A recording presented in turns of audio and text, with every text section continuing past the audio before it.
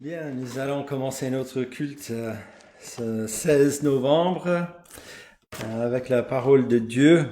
Nous allons écouter un appel à l'adoration à notre Dieu, ce Dieu qui se révèle dans sa parole, dans la Bible. Alors à l'époque, c'était l'appel dirigé vers Israël, ce symbole de son peuple choisi dans l'Ancien Testament, et aujourd'hui, qui est son Église, et qui est la vraie Israël spirituelle. Et donc, écoutons ces derniers versets du psaume 68. Chantez à celui qui s'avance dans les cieux antiques. Voici, il fait entendre sa voix puissante. Rendez gloire à Dieu. Sa majesté est sur Israël et sa force dans les cieux. De ton sanctuaire, ô Dieu, tu es redoutable. Le Dieu d'Israël donne à son peuple la force et la puissance. Béni soit Dieu. Courbons-nous dans la prière. Notre Dieu, te louons pour le privilège que nous avons, tu nous as appelés d'être réunis pour t'adorer. Toi qui es ce Dieu glorieux, ce Dieu majestueux, ce Dieu d'Israël, ce peuple que tu as choisi depuis toute éternité et que tu as réconcilié avec toi-même, ce peuple rebelle, ce peuple désobéissant. Tu les as réconciliés toi-même par cette moyen de salut en ton Fils Jésus-Christ. Tout cela tu révèles dans ta parole et tu te révèles que tu es ce Dieu non seulement puissant et créateur, saint et juste. Tu es ce Dieu aussi de grâce et d'amour, parce qu'il n'y a aucun moyen pour ton peuple de venir à toi pour t'apaiser. Non, il faut quelqu'un d'autre, il faut un substitut. Et tu l'avais donné, ce substitut, en ton Fils. Son œuvre à Golgotha a fait tout ce qu'il a été nécessaire pour apaiser ta colère envers nous. Ton Fils qui a pris nos péchés sur lui. Et nous t'approchons en Christ, celui qui nous a délivrés de ta colère. Et maintenant, nous pouvons te louer, te chanter, parce que ce Dieu qui est inarrêtable dans son dessein, nous sommes protégés, nous sommes couverts, et nous sommes dans cette promesse d'être toujours avec toi dans l'éternité. Et nous demandons, Seigneur, que tu fais retentir ta voix, que le monde et tes élus entendent ta voix, pas comme tu as parlé dans l'Ancien Testament à tes prophètes, mais qu'ils entendent ta voix par ta parole qui est annoncée, proclamée, prêchée aujourd'hui par tes serviteurs, par ceux que tu as convoqués dans ton Église, de ton peuple, aujourd'hui, qu'ils puissent proclamer ta parole, l'évangile, ce salut en ton Fils Jésus-Christ seul. Et par cette annonce, les âmes qui ne te connaissent pas encore puissent venir à toi et être sauvées de la colère à venir. Notre Dieu, que tu sois avec tous tes serviteurs, que tu leur donnes l'onction de ton esprit et que ton esprit puisse aussi nous aider à écouter ta voix. Donc, que tu consoles ton peuple, que tu les instruis, que tu les encourages dans ces derniers temps. Et toi qui es ce même Dieu qui a parlé depuis ta création de toutes choses, tu es ce même Dieu aujourd'hui. Et donc, que tu sois glorifié, honoré, que tu sois ce Dieu élevé et loué. Nous demandons toutes ces choses dans le nom de notre Sauveur, ton Fils Jésus-Christ. Amen. Donc, c'était le psaume 68 et nous allons y rester. Et nous allons chanter un cantique basé sur ce psaume, c'est le numéro 15.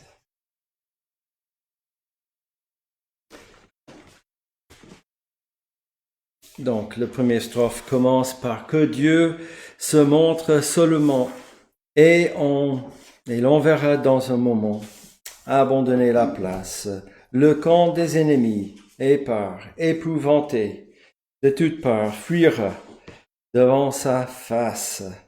On verra tout ce camp s'enfuir, comme l'on voit s'évanouir une épaisse fumée. Comme la cire fond au feu, ainsi les méchants devant Dieu. La force est consumée. » Chantons le numéro 15.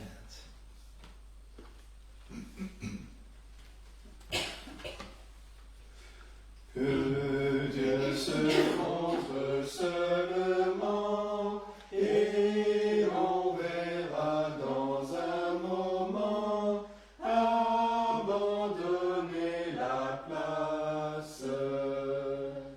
Le camp des ennemis est pas épouvanté de toutes parts, fuira devant sa face. On verra tout ce camp s'enfuir, comme l'on voit s'évanouir une épaisse fumée. Comme la cire fond au feu, ainsi des méchants devant Dieu, la force est consumée. Réjouissez-vous devant lui, il est des orphelins l'appui, le défenseur, le Père.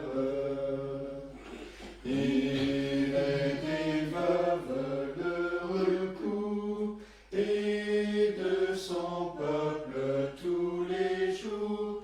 Il entend la prière. Ce Dieu puissant par sa bonté ramène la prospérité, la paix et l'allégresse. Du captif il brise les fers, du juste dans tout l'univers, son œil voit la détresse.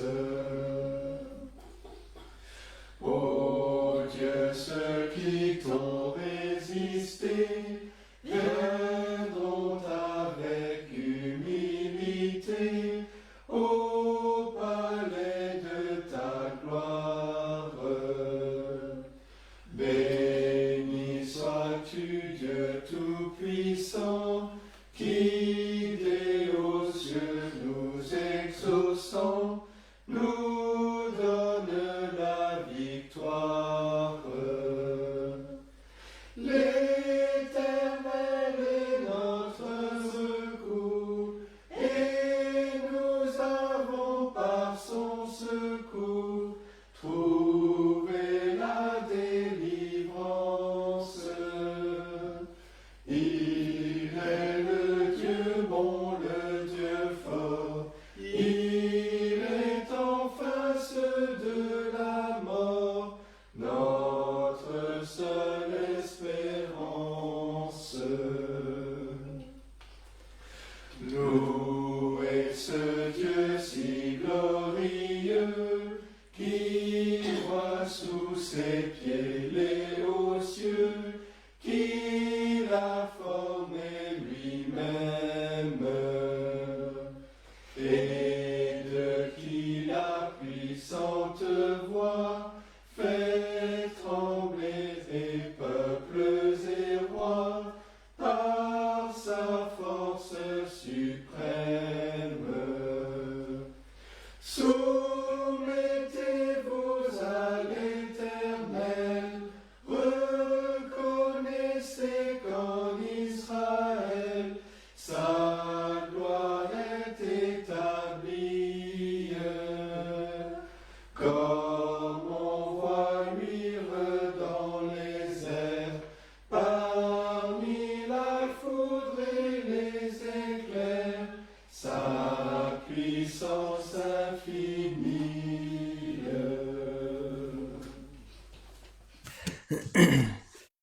C'est un cantique préféré de Jean-Claude. Ouais. Eh bien, je vous invite à aller dans le psaume 68, si vous y êtes pas déjà. Et Philippe m'a suggéré de lire ce psaume, peut-être, pour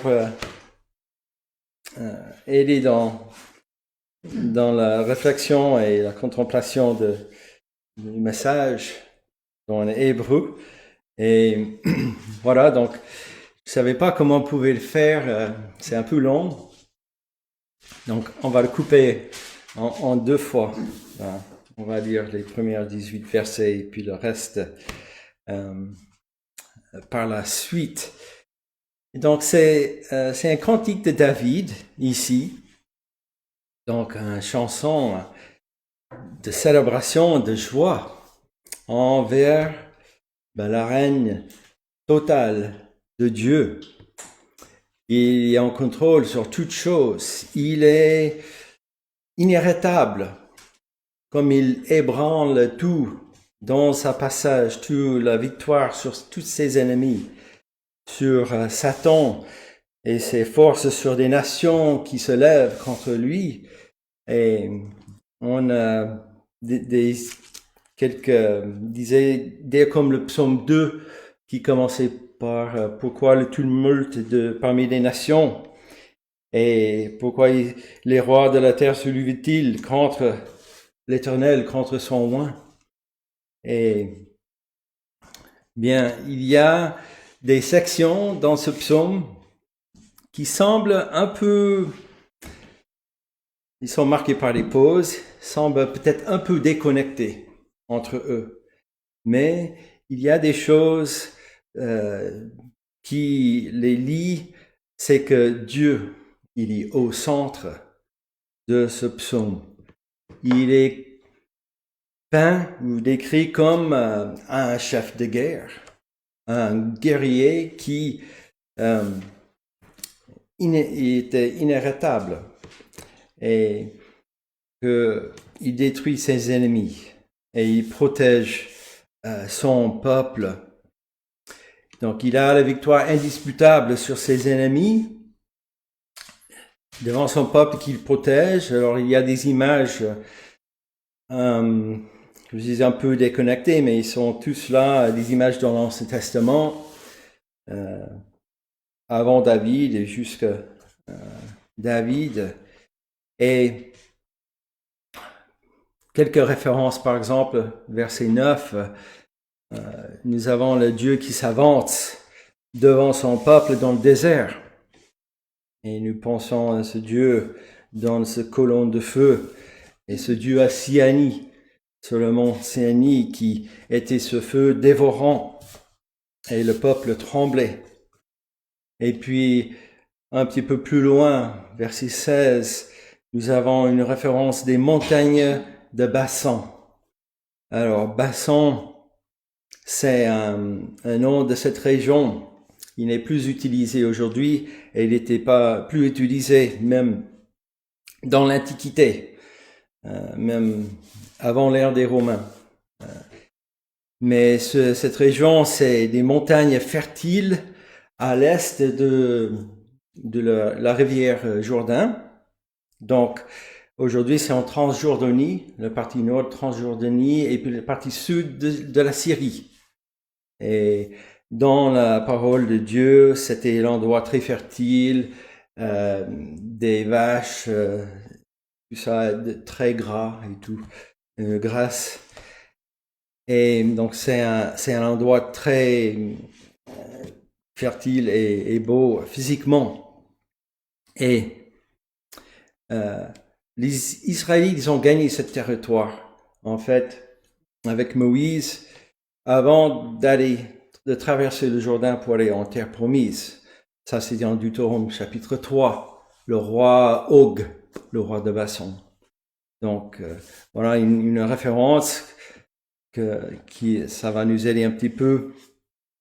Et bien sûr, cette comparaison des monts de Bassan avec la résidence de Dieu à Jérusalem, de son temple à Sion, est bien meilleur parce que même si c'est peut-être pas meilleur physiquement, c'est meilleur parce que c'est l'endroit où réside notre Dieu.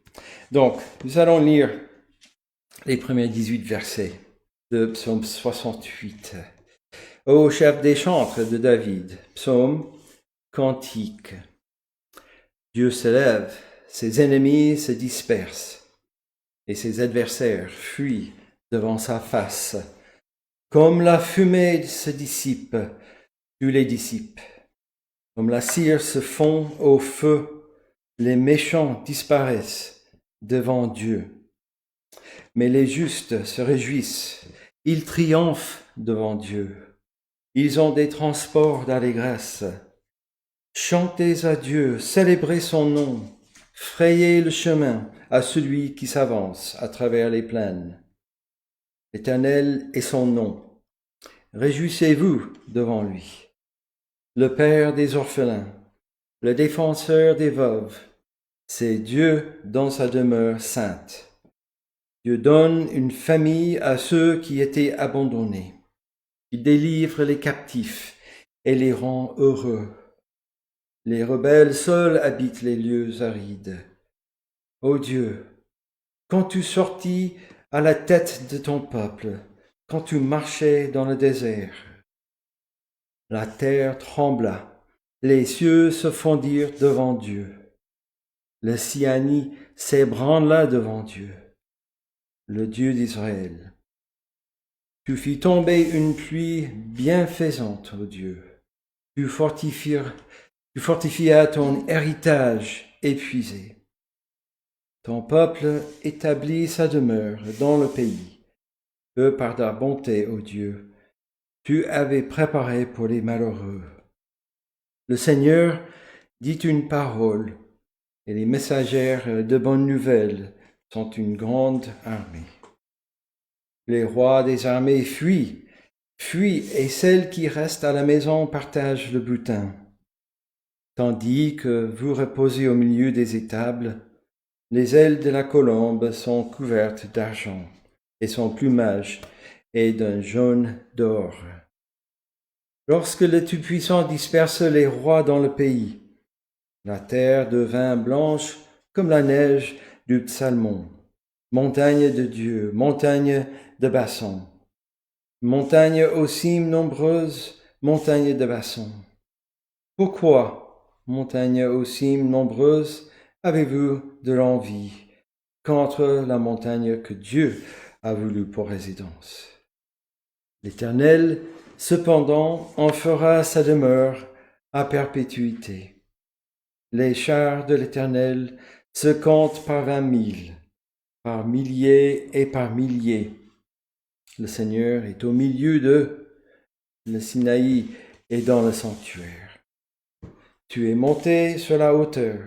Oh, jusque-là la parole, et nous allons terminer la dernière partie tout à l'heure. Nous allons chanter le numéro 16.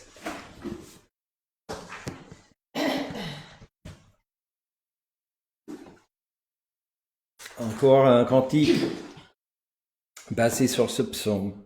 Triomphons, chantons d'allégresse, réjouissons-nous devant Dieu, qu'un chant de louange sans cesse à sa gloire monte en tout lieu.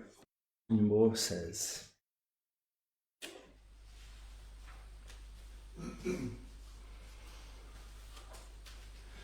Triomphons, chantons d'allégresse, réjouissons-nous devant Dieu, qu'un chant de louange sans cesse à sa gloire monte en tout lieu. Triomphe, triomphe, tressaille de joie en ton Dieu. Triomphe, triomphe, tressaille de joie en ton Dieu. Chantons à celui qui s'avance dans les cieux éternels. Il fait entendre avec puissance sa voix, c'est le Dieu d'Israël. Triomphe, triomphe, tressaille de joie en ton Dieu. Triomphe, triomphe, tressaille de joie en ton Dieu. Il donne à son peuple victoire, puissance, force, liberté. À notre Dieu rendons la gloire, louons sa sainte majesté. Triomphe, triomphe, tressaille de joie en ton Dieu. Triomphe, triomphe, tressaille de joie en ton Dieu. De concert avec les saints anges, faisons retentir notre voix. Chantons à jamais les louanges de l'agneau divin mis en croix. Triomphe, triomphe, tressaille de joie en ton Dieu. Triomphe, triomphe, tressaille de joie en ton Dieu. Bien, nous allons continuer notre lecture. Et comme ce cantique nous a mentionné dans la dernière strophe, de chantons ces louanges de l'agneau divin mis en croix. Nous avons aussi le soupçon, la pensée de notre Sauveur ici, dans ce psaume aussi, Christ, celui que il fait sa demeure à perpétuité. Donc cette référence en verset 17 et puis en verset 19 là, cet verset est utilisé par l'apôtre Paul dans sa lettre aux Éphésiens, d'une part pour dire que Christ a eu cette victoire sur Satan, et quand il est monté pour s'asseoir à la droite de Dieu, qui symbolise cette victoire accomplie sur Satan, et qu'il avait fait cette œuvre de salut. Et aussi à mentionner que cette partie où c'est indiqué dans le verset 19, tu as reçu les dons pour l'homme. L'apôtre Paul, il parle aux dons que Christ a donnés à son Église. C'est dans le chapitre 4 de la lettre aux Éphésiens. Vous pouvez le lire, chapitre 4, versets 7 à 16, où là, l'apôtre Paul a dit, selon la grâce a été donnée selon la mesure du don de Christ. Et il a donné les uns comme apôtres, prophètes, d'autres pour évangélistes, pasteurs, docteurs, pour l'édification du corps de Christ et son Église. Et nous avons aussi cet rappel que Dieu nous délivre en Christ, bien sûr en verset 20 de ce psaume. Encore un petit peu plus loin, une autre image, verset 25, nous avons une procession d'adoration.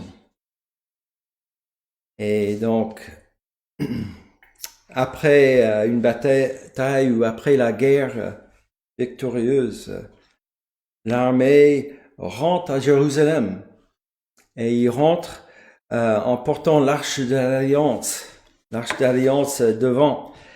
Et sur ce chemin, au fur et à mesure d'arriver à Jérusalem, il y a la foule qui s'ajoute. Il voit l'armée passe et il suit l'armée.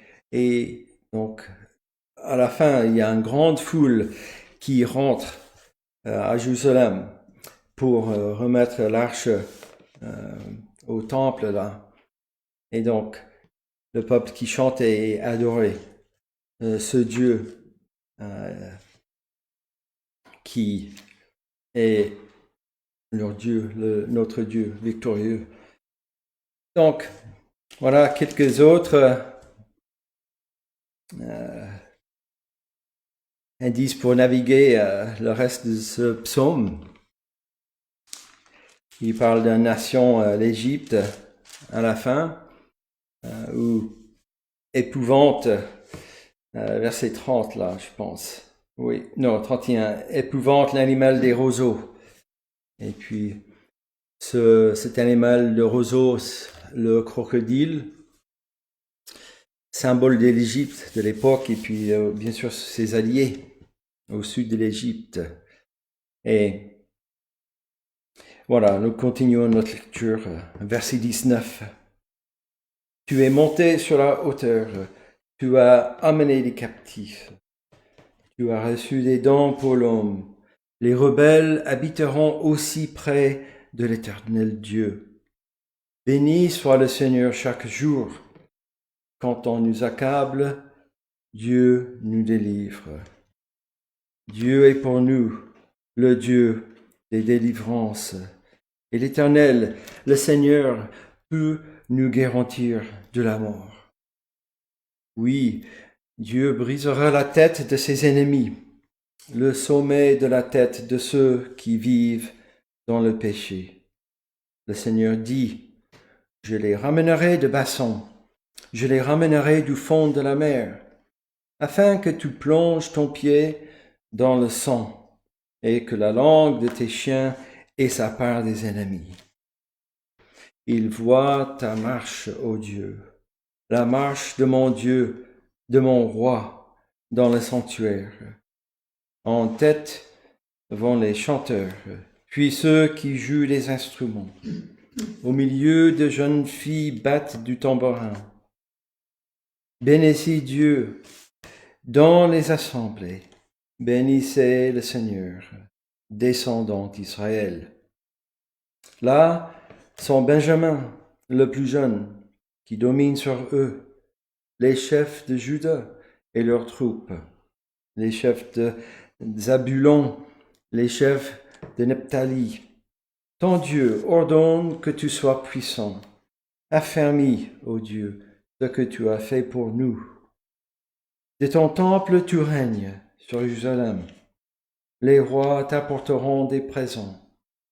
Épouvante l'animal des roseaux, la troupe des taureaux, avec les veaux des peuples, qui prosternent avec des pièces d'argent, disperse les peuples qui prennent plaisir à combattre. Des grandes viennent de l'Égypte, l'Éthiopie accourt, les mains tendues vers Dieu. Royaume de la terre, chantez à Dieu, célébrez le Seigneur. Chantez à celui qui s'avance dans les cieux antiques. Voici, il fait entendre sa voix puissante. Rendez gloire à Dieu. Sa majesté est sur Israël et sa force dans les cieux. De ton sanctuaire, ô Dieu, tu es redoutable. Le Dieu d'Israël donne à son peuple la force et la puissance. Béni soit Dieu. Et chantons maintenant le numéro 61.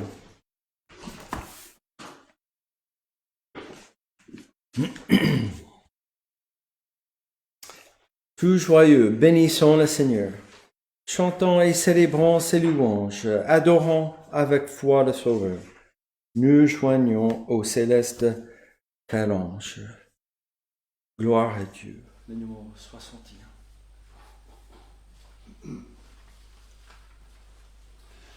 Tout joyeux, bénissons le Seigneur. Chantons et célébrons ses louanges. Adorons avec foi le Sauveur. Nous joignons au céleste phalange. Gloire à Dieu, que ce chant retentisse en tout lieu. Gloire à Dieu, que ce chant retentisse en tout lieu. Dieu dans son incomparable amour, du ciel envoya son Fils unique, et la terre et les cieux dans ce jour s'unissent pour chanter ce cantique. Gloire à Dieu, que ce chant retentisse en tout lieu. Gloire à Dieu, que ce chant retentisse en tout lieu. Le châtiment qui produit la paix, Jésus-Christ l'a subi pour mon âme. Il voulut expier nos forfaits, en mourant lui sur le bois infâme. Gloire à Dieu, que ce chant retentisse en tout lieu. Gloire à Dieu, que ce chant retentisse en tout lieu. Nous voulons en retour, bon Sauveur, t'aimer par-dessus toute autre chose. Forme ton amour dans notre cœur, et puis de chacun de nous dispose. Gloire à Dieu, que ce chant retentisse en tout lieu. Gloire à Dieu, que ce chant retentisse en tout lieu.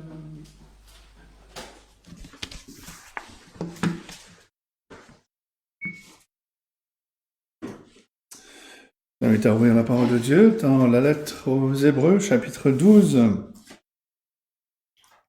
Et nous allons lire les derniers versets de ce chapitre à partir donc du verset 25. Hébreux, chapitre 12. Et nous lisons à partir du verset 25. Et voici la parole de Dieu. Gardez-vous de refuser d'entendre celui qui parle. Car si ceux qui refusèrent d'entendre celui qui publiait des oracles sur la terre n'ont pas échappé, combien moins échapperons-nous si nous nous détournons de celui qui parle du haut des cieux, lui dont la voix ébranla alors la terre, et qui maintenant a fait cette promesse, une fois encore, j'ébranlerai non seulement la terre, mais aussi le ciel. Ces mots, une fois encore, indiquent le changement des choses ébranlées, comme étant faites pour un temps, afin que les choses inébranlables subsistent. C'est pourquoi, recevant un royaume inébranlable, montrons notre reconnaissance en rendant à Dieu un culte qui lui soit agréable, avec piété et avec crainte, car notre Dieu est aussi un feu dévorant. Et c'est la parole de Dieu. La dernière fois, on a vu les versets précédents, les versets 18 à 24, et on a vu cette scène dramatique dans ce tour d'horizon de l'histoire de la géographie biblique. L'auteur nous a montré deux montagnes successives. La première montagne était le mont Sinaï, d'où la loi a été donnée à la génération de l'Exode. C'est une montagne inquiétante, une montagne frappée par la foudre, par le feu, par les ténèbres. Le message était danger de s'approcher de Dieu dans sa sainteté. L'auteur nous dit que même Moïse, cet homme de Dieu, tremblait de peur à ce qu'il a vu. Et l'auteur ensuite nous a montré la même scène après que le Seigneur Jésus-Christ soit venu pour apaiser les tempêtes du jugement, après que la lumière de l'Évangile ait percé les ténèbres. Sinaï est devenu Sion, la montagne sur laquelle repose la cité de Dieu, l'église de son premier-né. Les cris de peur ont laissé place à des chants de joie. Les voix festives nous invitent à désormais nous approcher de Dieu avec joie, avec foi, de nous réjouir de cet accès que nous avons dans la présence de Dieu à cause de l'œuvre du Seigneur Jésus-Christ et de ce que nous sommes en lui. Et sur cette base, l'auteur maintenant veut nous inviter à réfléchir sur la vie, sur l'éternité, avec l'image qu'il vient de nous donner, qu'il nous a donné, qu'on a vu la dernière fois, avec, je dirais même, le son qu'on a dans nos oreilles. Il nous exhorte au verset 25, « Gardez-vous de refuser d'entendre celui qui parle. » Et pour lui, pour l'auteur, compte tenu de la perspective glorieuse qui nous est offerte dans l'Évangile, ce serait extrêmement insensé de contempler cela, d'entendre cet appel, et puis de s'en détourner. Ces versets, donc, complètent la dernière exhortation contre le danger de l'apostasie. C'est une préoccupation de l'auteur tout au long de cette lettre. Gardez-vous de refuser d'entendre celui qui parle. C'est le premier point. Gardez-vous. C'est une des expressions favorites de l'auteur. Il nous appelle à être vigilants face à un danger qui est réel, un danger qui est grave. Rappelez-vous, dans le chapitre 3, le verset 12, il a exhorté ses lecteurs, « Prenez garde, frères, que quelqu'un de vous n'ait un cœur mauvais et incrédule au point de se détourner du Dieu vivant. » C'est la préoccupation principale de l'auteur parmi tous ceux qui professent la foi en Christ dans cette assemblée, dans cette communauté à laquelle il écrit, certains pouvaient renier la foi sous la menace de la persécution. Et le point que l'auteur soulève dans ce verset 25 est un point qu'il a déjà soulevé. L'auteur raisonne du plus petit au plus grand. Et dans ce cas-ci, il raisonne du mont Sinaï au mont Sion.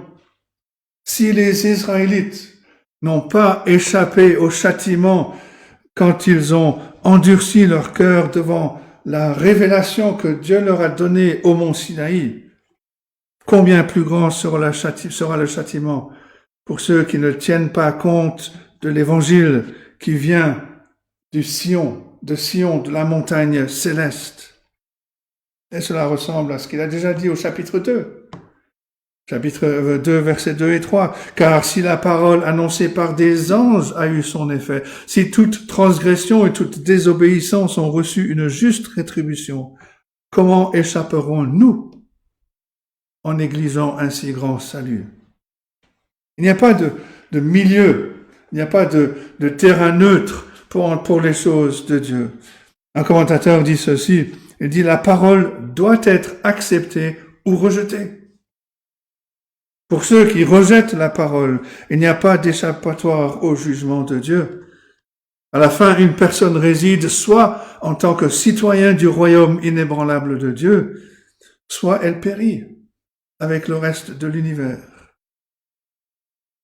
Et beaucoup de personnes tirent une conclusion erronée au sujet du Nouveau Testament, au sujet de l'Évangile. Il conclut que puisque le Seigneur Jésus-Christ parle de grâce et de paix, cela veut dire que Dieu ne doit pas être aussi strict en matière d'obéissance qu'il l'était dans l'Ancien Testament. Ces personnes comparent Moïse et le Seigneur Jésus-Christ. Ils pensent que le Seigneur Jésus est un homme plus gentil, qui sera plus tolérant envers nos péchés, envers l'incrédulité rebelle. Mais ces personnes se trompent. Et elles se trompent lourdement. Selon le Nouveau Testament, le même Jésus-Christ qui s'occupe si tendrement de son troupeau comme un berger s'occupe de ses brebis, reviendra dans la vengeance pour juger le monde, ce monde qu'il a crucifié. L'apôtre Paul l'exprime en des termes très clairs. Il parle au sujet du retour de Jésus-Christ qui apparaîtra du ciel avec les anges de sa puissance au milieu d'une flamme de feu pour punir ceux qui ne connaissent pas Dieu et ceux qui n'obéissent pas à l'évangile de notre Seigneur Jésus, de Thessaloniciens 1, les versets 7 et 8. Et beaucoup de gens tirent une conclusion similaire quand ils comparent l'autorité du Seigneur Jésus-Christ à d'autres autorités dans ce monde. Et c'est certainement ce qu'a ressenti Ponce Pilate, ce gouverneur romain. Quand le Seigneur Jésus-Christ, bien qu'il était prisonnier, qu'il affichait une faiblesse apparente, lui a déclaré qu'il régnait, qu'il était roi. Jean 18 et verset 33 suivant. Et Ponce Pilate pose la question, es-tu le roi des Juifs? Et le Seigneur lui répond, mon royaume n'est pas de ce monde. Le royaume du Seigneur Jésus-Christ est un royaume spirituel.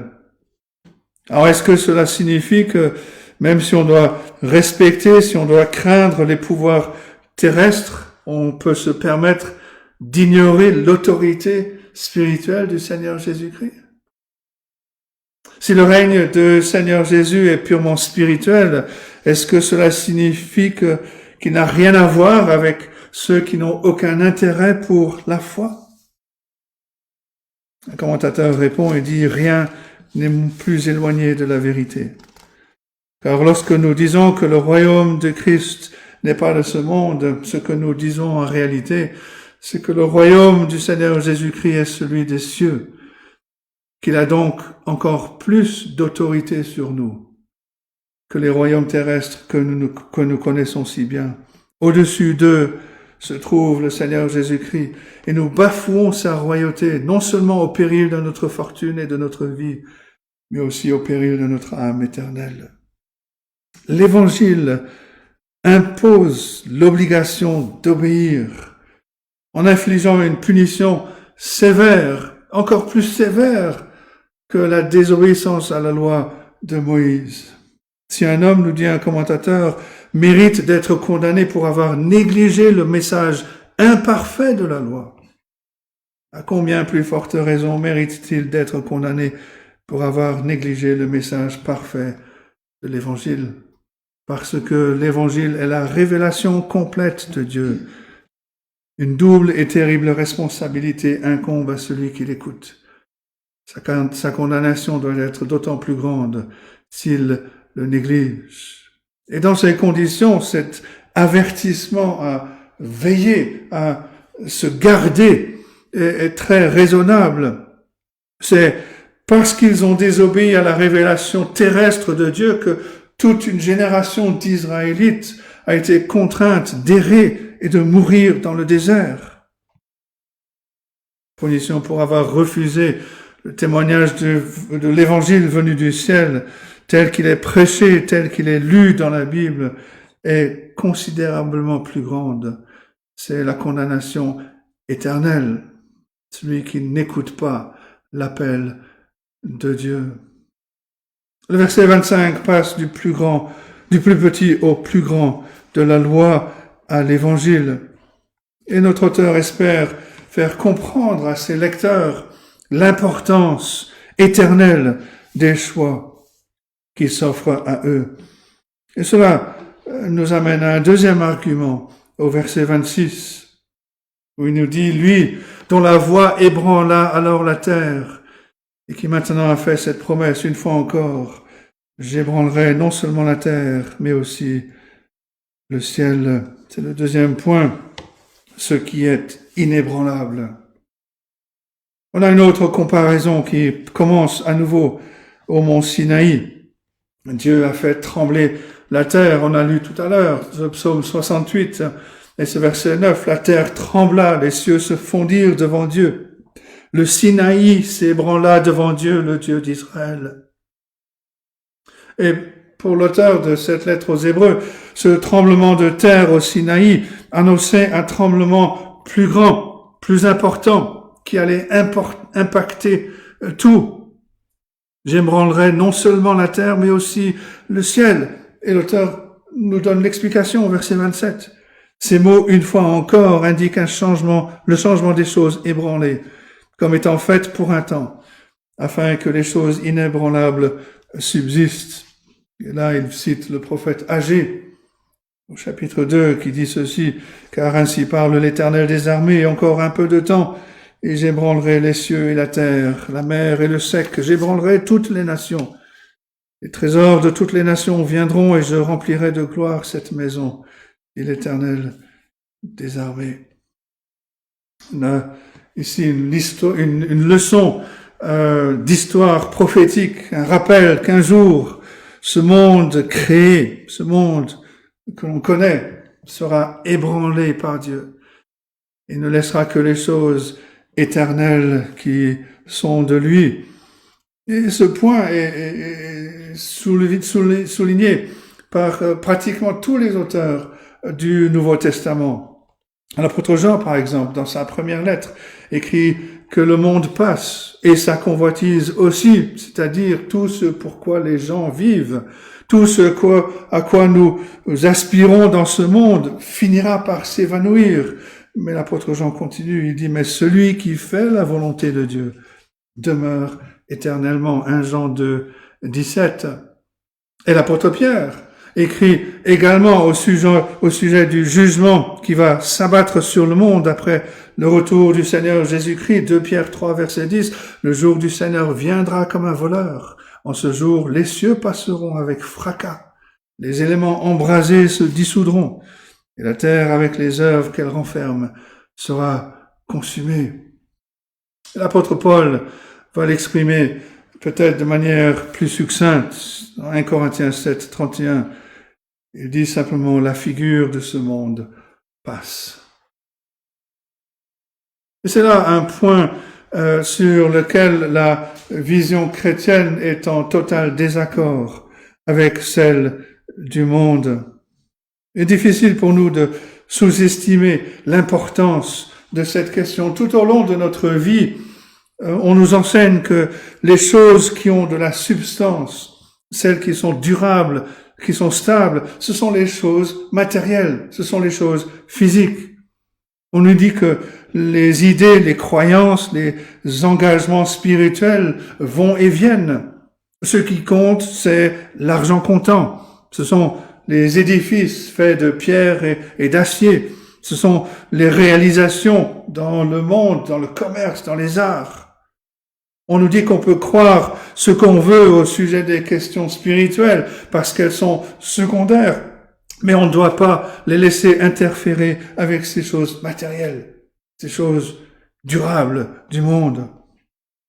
Et selon ce point de vue, une personne pragmatique va abandonner le christianisme quand elle est face à l'opposition, quand elle est face au ridicule et surtout quand elle est face à la persécution.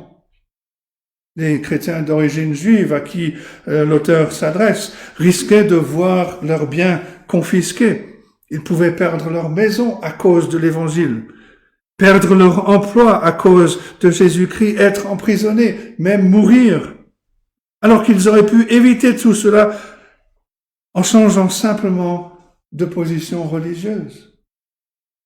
Ce serait une folie si les choses de ce monde sont vraiment importantes. Mais la réalité, c'est que ce monde n'est pas ce qui importe.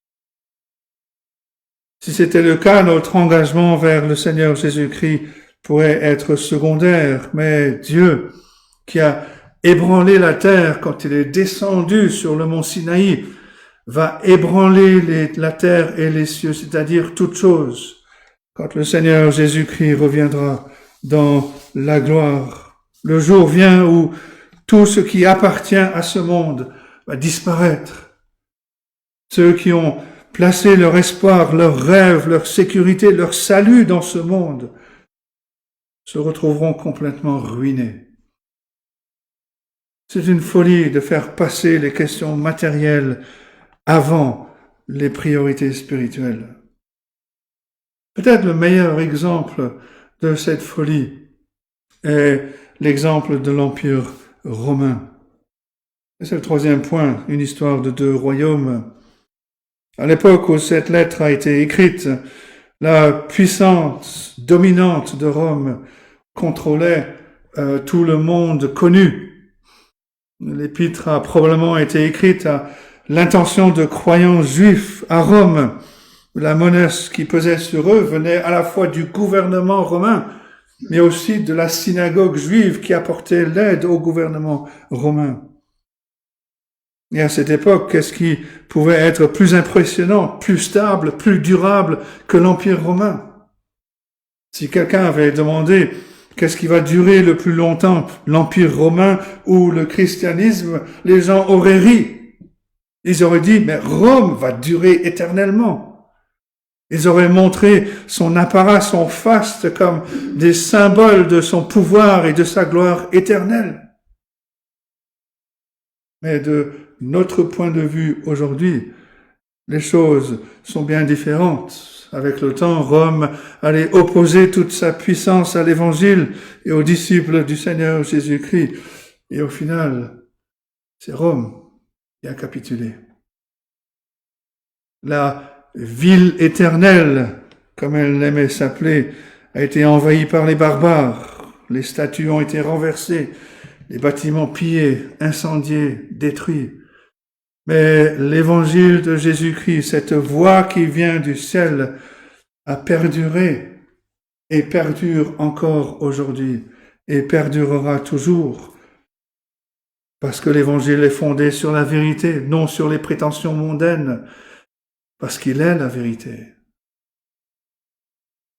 Il perdure parce qu'il est la parole de Dieu. Le prophète Ésaïe l'a bien exprimé au chapitre 40. Versets 7 et 8. Toute chair est comme l'herbe, tout son éclat comme la fleur des champs.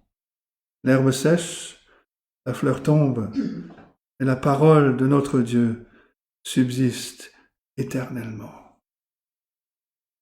Aujourd'hui, la grande puissance de Rome que les lecteurs chrétiens à qui l'auteur s'adresse craignaient à juste titre, cette grande puissance n'est plus qu'un souvenir. Et pendant ce temps, le royaume de Jésus-Christ est toujours parmi nous. Sa puissance est toujours intacte. L'impact de deux royaumes a été décrite d'une manière assez, intéressante, en comparant Néron, l'empereur qui a probablement été impliqué dans cette persécution des croyants, et l'apôtre Paul qui l'a fait mettre à mort. Et il y a un dicton qui disait « Les gens donnent à leur chien le nom de Néron, ils donnent à leur fils le nom de Paul. » Mais la voix que l'on a le plus besoin d'entendre est celle du Seigneur Jésus-Christ. Il dit en Matthieu 24, verset 35, « Le ciel et la terre passeront, et mes paroles ne passeront point. » Et par conséquent, les priorités d'un chrétien sont opposées aux priorités du monde. Ce n'est pas que les choses du monde n'aient aucune importance pour nous. Non, nous pouvons très bien être impliqués et participer à la construction de grands édifices, de grands projets. Mais loin de reléguer les choses spirituelles au second plan, c'est notre allégeance au Seigneur Jésus-Christ que nous plaçons au premier plan. Lorsque les engagements, les projets matériels font obstacle à notre obéissance au Seigneur Jésus-Christ, on doit être prêt à renoncer au monde, nous rappeler quel royaume va passer et quel royaume va durer.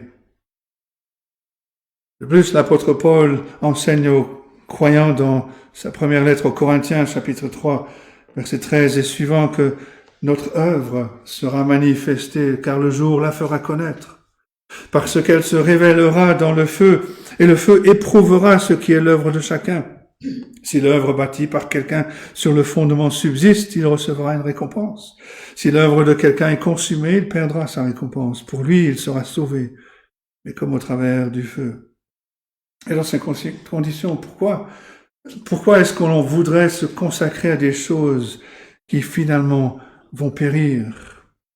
Les croyants peuvent et dans bien des cas doivent s'impliquer dans les activités du monde. Mais les croyants avisés le feront d'une manière qui va plaire à Dieu, qui va servir le royaume de Dieu, qui vont offrir de cette manière chaque effort à l'approbation de Dieu. Le verset 28 nous dit que nous recevons un royaume inébranlable. Et le Seigneur Jésus-Christ, dans sa prière modèle, nous a enseigné à demander cela, que ton règne vienne. C'est-à-dire que cette domination de Dieu, ce règne de Dieu s'étende davantage et de manière plus profonde dans nos vies, mais aussi dans ce monde. Si on a une certaine sagesse en considérant l'histoire, on accordera bien plus d'importance à notre participation au royaume spirituel du Seigneur Jésus-Christ qu'à toute vocation terrestre.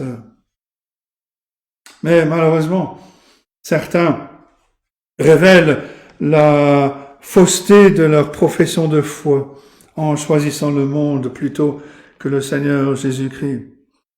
Et un exemple, on pourrait en citer beaucoup, mais un exemple en particulier nous vient de ce beau pays de la France et de la période de la Réforme.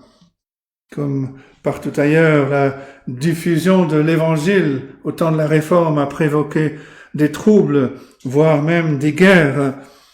Des chrétiens qui découvraient ou redécouvraient l'Évangile en France étaient connus sous le nom de Huguenots. Ils avaient pour l'un de leurs chefs un homme nommé Henri de Navarre. Henri était membre de la famille royale française, une famille catholique romaine. Mais Henri a entendu l'évangile, il a professé sa foi en Jésus-Christ. Il s'était rangé du côté de l'Église réformée. Et en 1593, l'occasion s'est présentée pour Henri d'être couronné roi de France. Et sa profession de foi a été mise à l'épreuve. Pour consolider sa position politique, il devait revenir au catholicisme romain, du moins officiellement. Et c'est le genre d'épreuve à laquelle étaient confrontés les lecteurs de cette lettre aux Hébreux. Est-ce qu'ils allaient compromettre leur foi? Est-ce qu'ils allaient faire passer leur allégeance à Jésus-Christ après les intérêts matériels?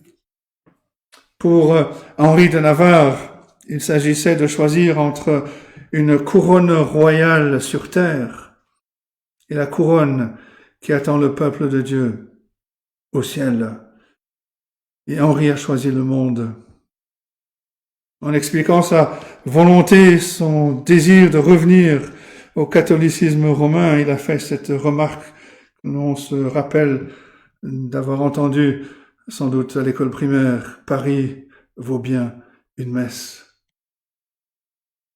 Mais Paris ne vaut pas une messe. Une promotion au travail ne vaut pas la trahison du Seigneur Jésus-Christ. Une histoire d'amour ne vaut pas un compromis avec le monde. Aucun trésor terrestre ne vaut notre salut éternel. Car ces choses-là vont être ébranlées. Elles finiront à terre. Tandis qu'on reçoit en Christ, par la foi, un royaume qui ne sera pas et qui ne peut pas être ébranlé. Parce que ce royaume vient de Dieu. Et c'est ce qu'il nous donne en Christ. Jusqu'ici, l'auteur nous a exhortés à veiller sur notre foi en raison des conséquences du rejet de l'Évangile et aussi de la nature éphémère de tous les royaumes et de tous les trésors terrestres. Les versets 28 et 29 concluent notre passage avec un troisième argument qui est accompagné d'une exhortation. C'est pourquoi, recevant un royaume inébranlable, montrons notre reconnaissance en rendant à Dieu un culte qui lui soit agréable, avec piété et avec crainte, car notre Dieu est aussi un feu dévorant. C'est le point suivant donc, avec reconnaissance et crainte. Si l'Évangile nous donne une révélation plus complète que celle reçue au mont Sinaï, à savoir le salut par la grâce de Dieu en Jésus-Christ, ce n'est pas un Dieu différent qui s'exprime. Dieu ne change pas, il est immuable. Il est aujourd'hui tel qu'il a toujours été, ce qui signifie qu'il est toujours saint, il est toujours exalté, il est toujours redoutable dans sa gloire, il est toujours un feu dévorant. L'Évangile nous invite à nous approcher de Dieu, à vivre sur la montagne dans la ville qu'il a préparée. Mais c'est également vrai que la sainteté de Dieu établit une distinction entre le Créateur et la créature. Le verset 29 nous rappelle Exode 3 où Moïse a vu le feu brûler dans le buisson. Dieu a appelé Moïse pour qu'il s'approche et puis lui dit, Exode 3 verset 5, « N'approche pas d'ici, ôte tes sangliers de tes pieds, car le lieu sur lequel tu te tiens est une terre sainte. » L'image de Dieu comme un feu dévorant évoque sa sainteté, évoque la crainte respectueuse avec laquelle on doit toujours venir devant lui. Dieu ne peut pas être pris à la légère. Même si la menace de la colère de Dieu a été écartée par la croix de Christ, et nous nous en réjouissons, Dieu n'est pas un Dieu docile, il est toujours un feu dévorant. Si on veut que notre âme assoiffée soit abreuvée par les eaux de la vie éternelle, on doit composer avec ce Dieu. Il ne va pas s'écarter de notre chemin. Il ne va pas devenir un Dieu plus agréable, plus sympathique. La beauté de l'Évangile, c'est que ce Dieu qui est aussi qui est un feu dévorant est aussi le Sauveur. Il est le Dieu de majesté, mais aussi le Dieu de grâce. Il est le Dieu qui ébranle les cieux et la terre, mais il est aussi celui qui donne aux siens, à ceux qui sont unis à Christ par la foi, un royaume qui ne peut être ébranlé. Le verset 29 rappelle aussi les feux du mont Sinaï, citant cette déclaration faite par Moïse en Deutéronome 4, verset 24. Moïse mettait en garde les tribus contre l'apostasie et l'idolâtrie, qui serait une trahison faite au vrai Dieu, au profit des divinités de ce monde. Deutéronome 4, 24, 23, il commence au 23, pardon, il dit « Veillez sur vous ». Toujours ce terme, cette expression « gardez-vous »,« veillez sur vous », afin de ne point mettre en oubli l'alliance que l'Éternel votre Dieu a traitée avec vous, de ne point vous faire d'image taillée, de représentation quelconque, que l'Éternel ton Dieu t'ait défendu, car l'Éternel ton Dieu est un feu dévorant, un Dieu jaloux. Ne pensons jamais que l'allégeance à Dieu est une chose à prendre à la légère, parce que Dieu est jaloux de l'affection de son peuple. Il est un feu dévorant qui purifie tous ceux qui entrent en contact avec lui. Et Dieu étant le Dieu qu'il est, les deux ingrédients essentiels à une véritable spiritualité sont ceux qu'on trouve au verset 28, à savoir la reconnaissance, la gratitude et cette crainte révérentielle. C'est pourquoi, recevant un royaume inébranlable, montrons notre reconnaissance, rendant à Dieu un culte qui lui soit agréable avec piété et avec crainte. En tant que créature, devant le Créature pur, saint et parfait, nous devons trembler de crainte, de respect, tenir compte de sa sainteté, de sa perfection, avec une crainte qui inspire le respect dans toutes nos relations avec lui. Nous sommes des pécheurs rachetés par la main de sa miséricorde. Nous sommes des ennemis réconciliés par l'amour, des rebelles devenus enfants, héritiers du royaume éternel de Dieu.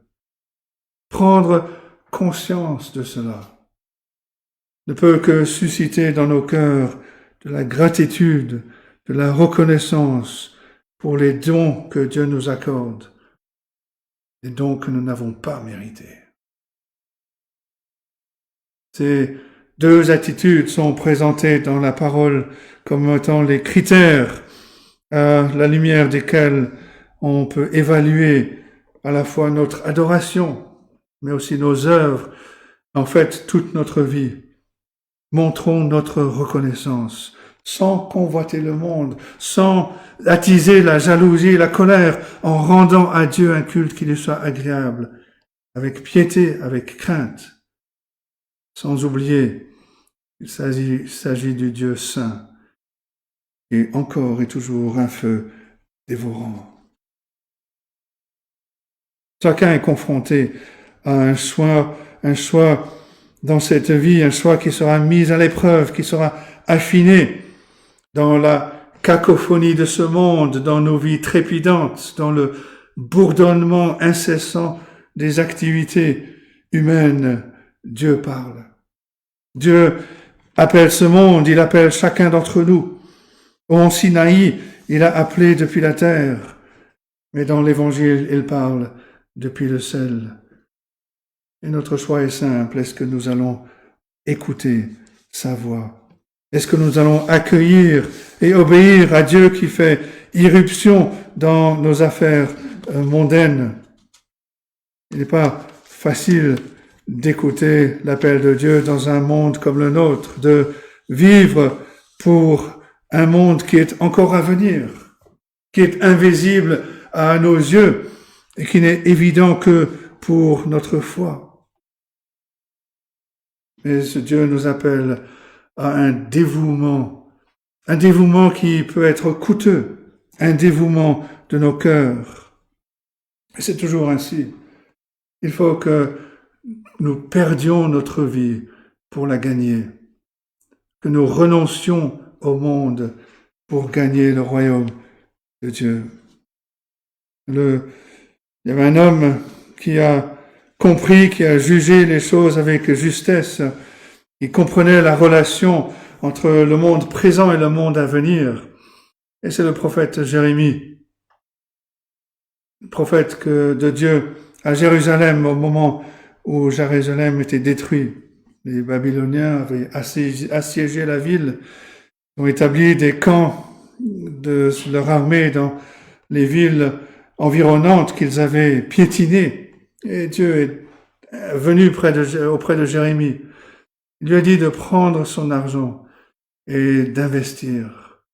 Et des terres étaient mises en vente dans sa ville natale d'Anatoth, une de ces communes qui était réduite en poussière par l'armée babylonienne.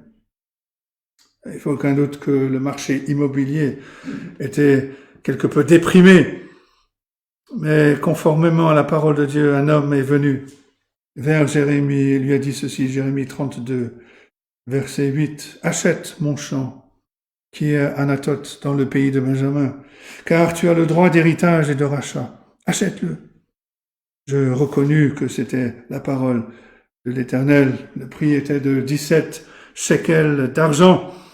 Jérémie a payé volontiers. Il a pris l'acte d'achat. Il a aussi pris des dispositions pour conserver cet acte d'achat.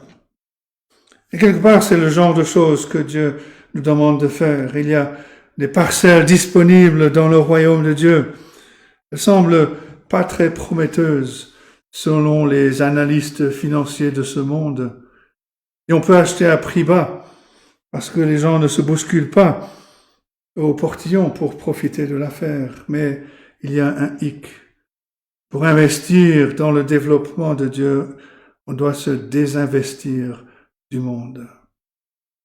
On ne peut pas servir à la fois Dieu et Mammon. On doit choisir entre la cité de Dieu, la nouvelle Jérusalem, et la cité de ce monde avec ses offres tellement attrayantes. Jérémie a payé les 17 cycles, qui n'étaient pas une somme énorme, et s'attendait à un profit considérable. Dieu nous offre gratuitement un héritage dans son royaume. Et ce que nous avons à faire, c'est de renoncer à tous les autres royaumes, à toutes les autres divinités fabriquées par l'homme. Jérémie était heureux d'acheter son terrain. Il aurait pu dire, j'achète à bas prix, mais je le vendrai à prix d'or le jour venu. Il voyait le jour où les royaumes de ce monde seraient ébranlés. Tout ce qui ne portait pas le sceau royal de Dieu serait supprimé à jamais. Une place dans le royaume de Dieu est gratuite par la foi en Jésus-Christ. Et elle nous coûtera tout le reste dans ce monde.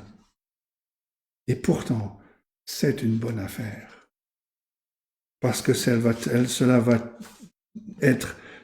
est inébranlable. Le Seigneur Jésus-Christ le dit en Matthieu 13, verset 44, « Le royaume des cieux est encore semblable à un trésor caché dans un champ. L'homme qui l'a trouvé le cache, et dans sa joie, il va vendre tout ce qu'il a et achète ce champ. » C'est pourquoi, en voyant les cieux et la terre trembler, en recevant par la foi un royaume qui ne peut être ébranlé, nous sommes appelés à vivre constamment dans une reconnaissance pleine de respect envers Dieu qui nous a accordé toutes choses en Christ. C'est ce que l'apôtre Pierre dit dans sa deuxième lettre de Pierre 3, versets 11 à 13. « Puisque tout cela est en voie de dissolution, combien votre conduite et votre piété doivent être saintes. Attendez et hâtez l'avènement du jour de Dieu, jour à cause duquel les cieux enflammés se dissoudront, les éléments embrasés se fondront. Mais nous attendons selon la promesse, de nouveaux cieux et une nouvelle terre où la justice habitera. 2 Pierre 3, versets 11 à 13. Alors que toute notre espérance repose sur le Seigneur Jésus-Christ, dont la venue est proche, lui qui est digne de tout ce que nous pouvons lui donner, qui est plus que capable de préserver tout ce que nous plaçons entre ses mains. Nous héritons un royaume inébranlable. Que Dieu nous aide à méditer ces choses et qu'il bénisse sa parole à nos cœurs. Amen.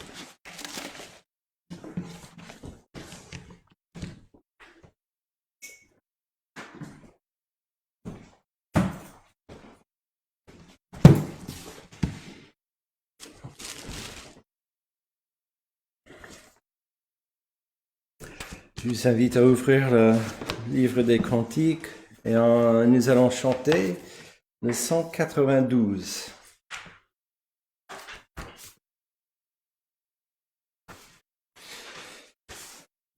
Je pense qu'on le connaît. 192. Ah, qu'il est beau de voir des frères d'un même amour, unis entre eux. Esprit de Dieu, tu les éclaires, tu les embrases de tes feux. Leurs chants pieux et leurs prières, comme un encens, montent aux cieux. Leurs chants pieux et leurs prières, comme un encens, montent aux cieux. 192.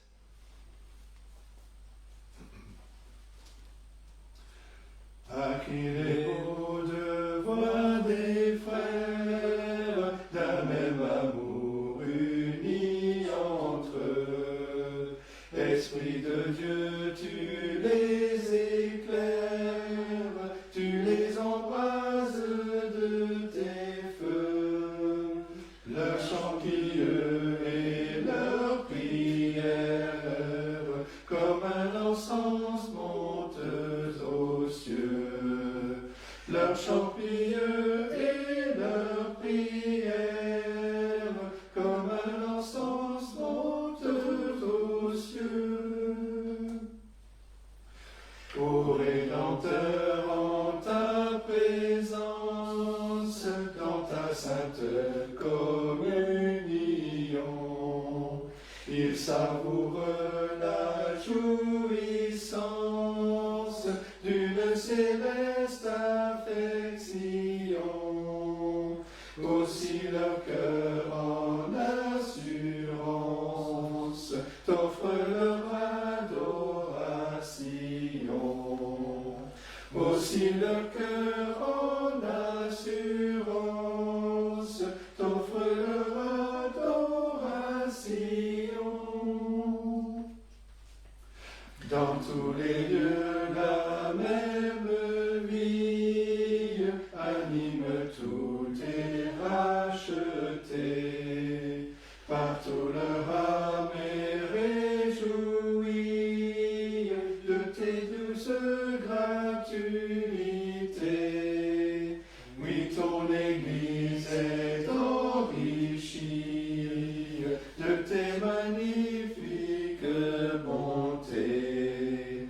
Oui, ton Église est enrichie de tes magnifiques bontés. Répands sur nous, Dieu charitable,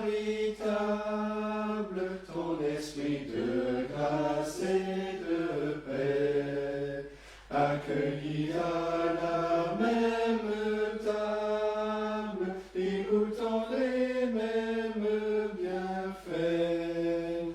Qu'un amour saint et véritable nous unisse en toi pour jamais. Qu'un amour saint et véritable nous unisse en toi pour jamais.